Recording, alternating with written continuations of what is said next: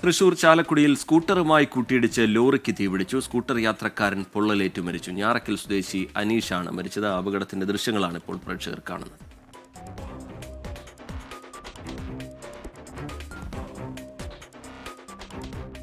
സൂരജ് സജി വിവരങ്ങളുമായി ചേരുന്നുണ്ട്. സൂരജ്, എങ്ങനെയാണ് ഈ അപകടം? ഈ പൊള്ളലേറ്റാണ് ഇയാൾ മരിച്ചിരിക്കുന്നത്. ഇങ്ങനെ ഈ ലോറി കത്താനുണ്ടായ സാഹചര്യം എന്താണ്? ഇന്ന് 7:20 കൂടിയാണ് ചാലക്കുടി കോട്ട ആശ്രമത്തിന് സമീപം ഈ വാഹനാപകടം ഉണ്ടാകുന്നത്.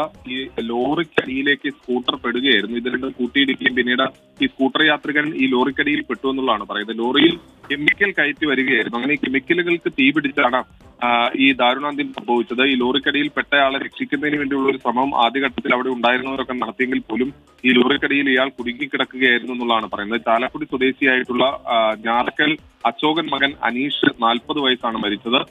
ഈ സ്കൂട്ടർ യാത്രികൻ ഈ ലോറിക്കടിയിൽ പെട്ടുപോയതാണ് ഇത്തരത്തിൽ ജീവൻ നഷ്ടപ്പെടുന്നതിലേക്ക് അടക്കം നയിച്ചതെന്നുള്ളതാണ് നാട്ടുകാർ പറയുന്നത്. ഇതിൽ ഒരു പ്രധാനപ്പെട്ട കാര്യം, ഈ പോട്ട ആശ്രമം ജംഗ്ഷനിൽ നേരത്തെയും ഈ വാഹനാപകടങ്ങൾ ഉണ്ടായിട്ടുണ്ട്. ഈ മേഖലയിൽ തുടർച്ചയായി പലർക്കും ജീവൻ നഷ്ടപ്പെടുന്ന ഒരു സാഹചര്യമുണ്ട്. അത് പരിഹരിക്കുന്നതിന് വേണ്ടിയുള്ള നടപടി ഗതാഗത വകുപ്പിന്റെ അടക്കം ഭാഗത്തു നിന്ന് സ്വീകരിച്ചു വരുന്നതിനിടയിലാണ് ഇന്നും വീണ്ടും അപകടം ഉണ്ടായിരിക്കുന്നത്.